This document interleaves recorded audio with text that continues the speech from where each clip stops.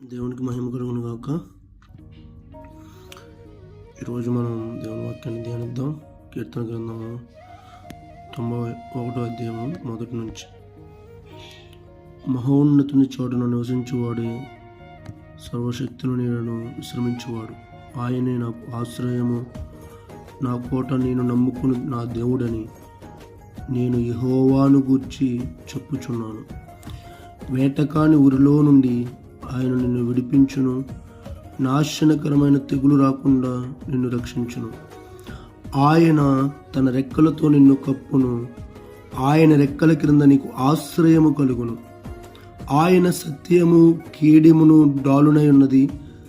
రాత్రి వేళ కలుగు భయముకైనను, పగటి వేళ ఎగురు బాణమునకైనను, చీకటిలో సంచరించు తెగులునకైనను, మధ్యాహ్నమందు పాడు చేయు రోగమునకైనను నువ్వు భయపడకుందు.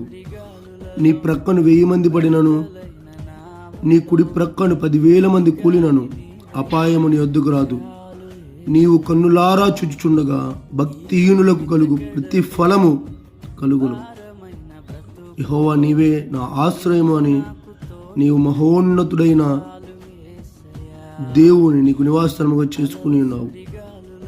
నీకు అపాయమేమీ రాదు, ఏ తెగులును నీ గుడారమును సమీపించదు. ఈ యొక్క